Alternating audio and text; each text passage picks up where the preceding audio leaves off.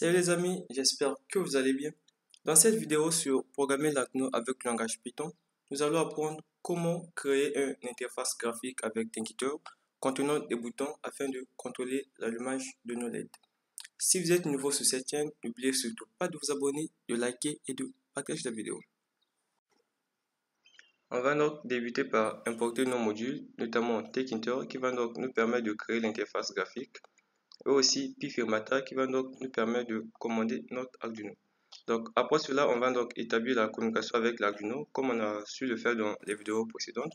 Ce qui s'ajoute ici, ce sont ces variables dont on verra bien l'utilité dans la suite du programme. Donc après cela, j'ai donc eu à définir une fonction que j'ai appelée gestion LED. Donc cette fonction va donc nous permettre d'allumer nos deux LED. Donc selon l'indice qu'on aura envoyé. En commentaire, je vais mettre connecter vos LED aux pins 2 et 3. Donc ce sont les pins que j'ai utilisés pour ce programme. Vous pouvez bien le changer. Donc voilà un peu. Donc j'ai à définir des variables globales. C'est juste pour pouvoir accéder et modifier cela. Donc voilà un peu. Donc la fonction s'exécute seulement si la variable one vaut vrai, ce qu'on a eu à définir ici. Donc si la connexion s'établit avec succès, la variable one prend pour valeur vraie. Et si c'est le cas contraire, ça sera donc faux et rien de cela va s'exécuter. Ici, je vais utiliser un assert. Donc c'est pour se rassurer que la valeur index soit égale à 0 ou à 1. Donc si on met par exemple une valeur supérieure à 0, non supérieure à 1 plutôt, il y aura une erreur qui va survenir et ce message-ci sera donc affiché pour vous signaler que la variable que la fonction gestion LED prend pour indice 0 ou 1. Donc voilà un peu. Donc ici c'est une condition qui va donc nous permettre de définir nos pins comme étant des sorties. Donc ce sont des pins digitales que j'ai utilisés, notamment des pins numéro 2 ou 3. Si vous voulez les changer, donc c'est donc à ce niveau qu'il faut modifier. À la place de 2 et 3, mettez donc le pin que vous voulez utiliser. Donc ça s'exécute juste une seule fois. Donc always c'est une variable que j'ai à utiliser qui prend pour valeur vrai ou 0. Donc au tout début ça vaut faux. Donc lorsque c'est faux, ça veut dire que les pins n'ont pas encore été définis comme des sorties.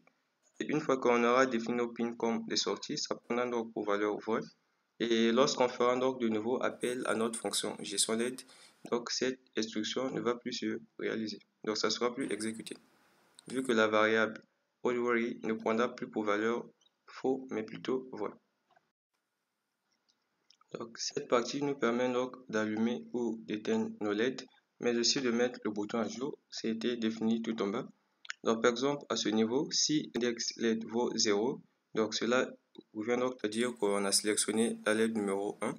Donc on va donc prendre la variable état et changer sa valeur. Si la variable état vaut faux, ça va donc passer à true. Et si c'était égal à true, ça passera donc à faux. Donc c'est cette ligne qui nous permet donc de faire cela. Et à ce niveau, donc cette ligne nous permet donc d'allumer ou non la LED numéro 1. Donc voilà un peu. Après avoir allumé cela, on va donc mettre à jour le test au niveau de notre bouton. Donc si l'état vaut 1, donc si état 1 égale true, donc le message va donc changer, LED 1 égale on et la couleur du bouton va donc passer au jaune. Sinon au cas contraire, donc le message sur le bouton sera donc LED 1 égale faux et la couleur passera donc à rouge. Donc c'est la même chose pour la LED numéro 2.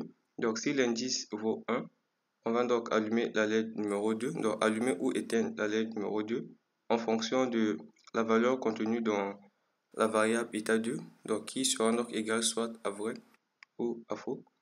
Et cette ligne nous permet donc d'allumer ou d'éteindre notre LED numéro 2 en fonction de la variable état 2. Donc c'est la même chose qu'en bas, ces instructions nous permettent donc de changer le test et la couleur du bouton numéro 2.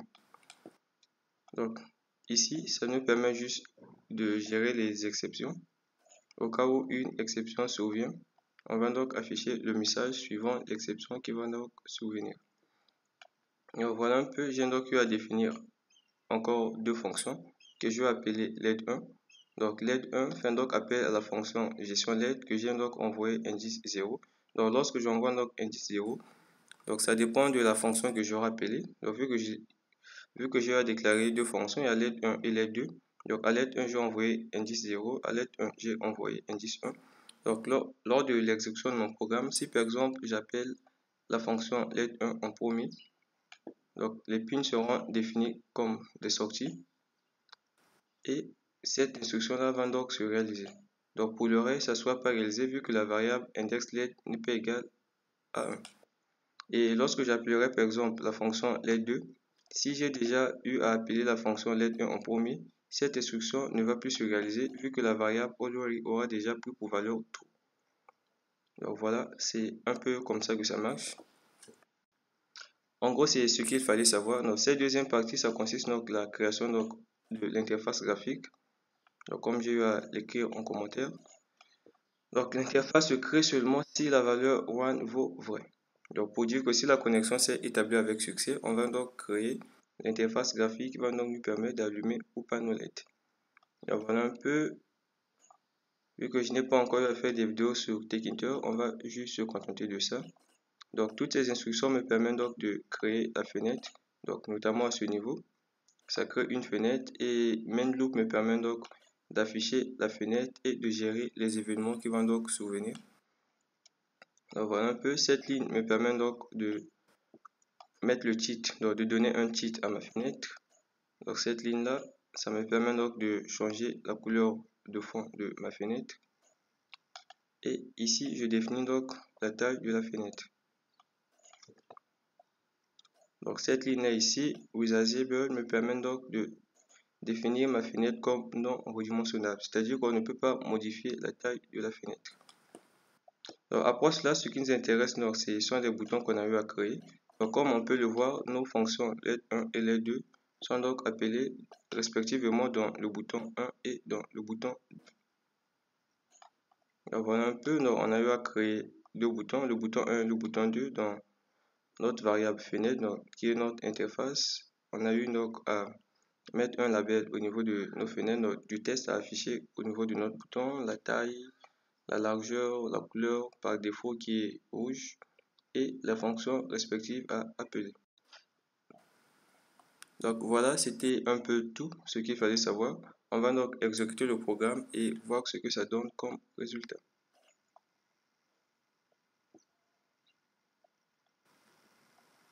Ça prend un peu du temps.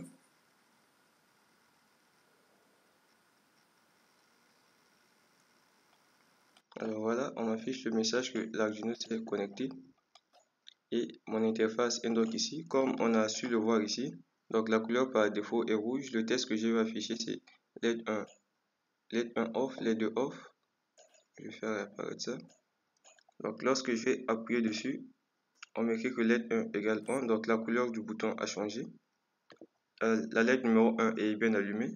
On fait de même aussi pour la LED numéro 2 et ainsi de suite. Voilà, c'était tout pour ce programme. J'espère que cela vous a été utile. On se donne rendez-vous dans la prochaine vidéo.